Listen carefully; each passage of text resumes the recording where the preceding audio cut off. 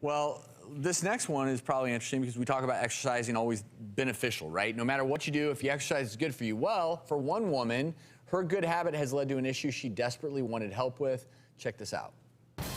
In my early 20s, I was a swimmer. I was doing triathlons, and someone from the Olympic Committee saw me riding in one of the triathlons and sent me a bike and said I should start training for the Olympics. And 3 years later, I was at Olympic trials. During that time, I was training 8 hours a day. It was full time.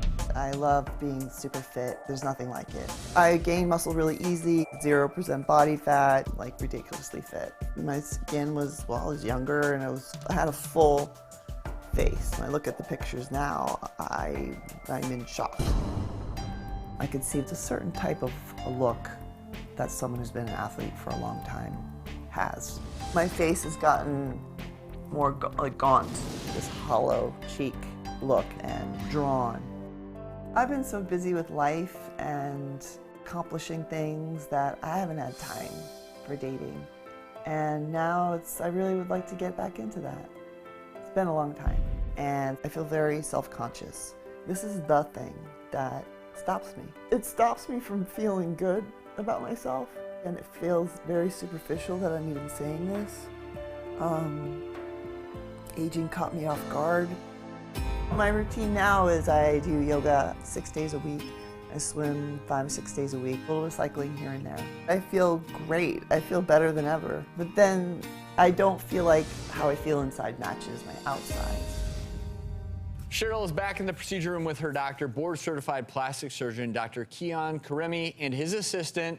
So, Dr. Karimi, what is the plan today? So we really see the very common sequelae of athletes face, which is losing our facial fat. We can see it here in Cheryl's temples. She's lost her fat. Mainly in the mid-face here, she's lost her fat on the cheek. We see this big fold here in the cheek here.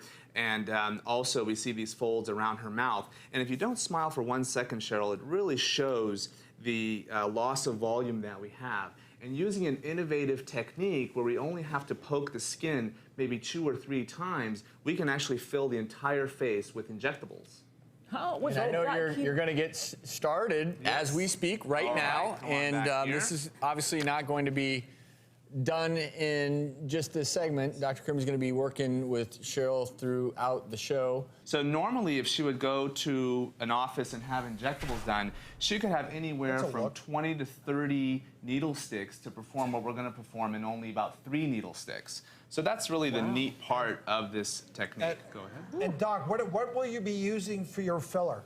So here in the temples, I'm using Restylane. In the mid-face, we're going to use Juvederm Voluma, and then we're also going to use Restylane for around the mouth.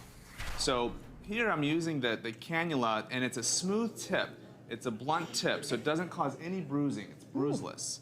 And so that's really the innovative way that we're able to perform these injectables.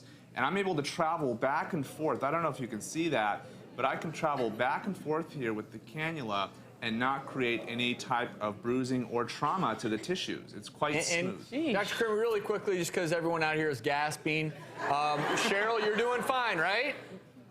It's like nothing's happening. See, okay, everyone, she's good. I can't wait to see. Dr. Karimi, I know you're going to continue with Cheryl and fill in all those spots you were talking about. And the best part is his plan is to be done so that we can reveal Cheryl a little bit later in the show. So we're going to let them finish up,